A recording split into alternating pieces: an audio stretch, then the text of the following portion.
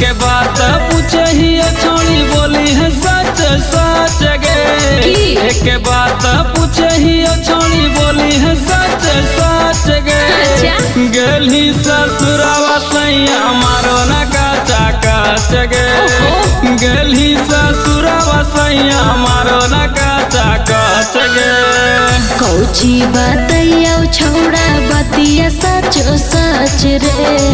कौची बतैया छौड़ा बतिया सच सच रे। हाँ कैबो तरुआ सैया मारे न काचा काच रे। हाँ कैबो तरुआ सैया मारे न काचा काच रे। हे रे की बतैया दुख के कहानी।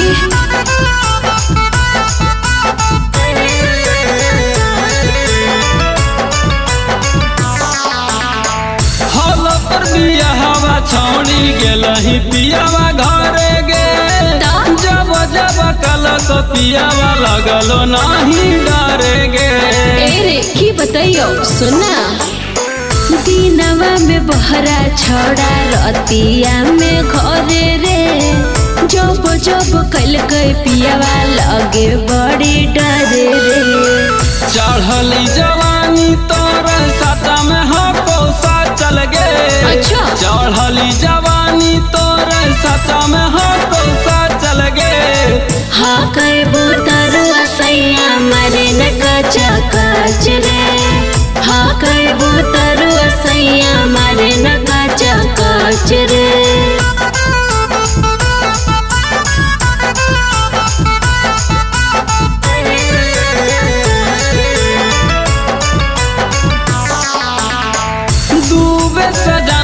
के तू माल रहली छौड़ी गे।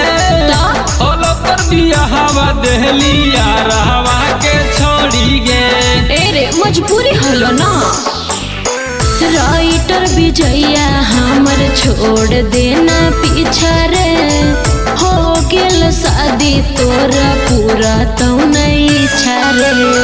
चढ़ते पलंगिया छौड़ी हिलन हाचा हाच गे।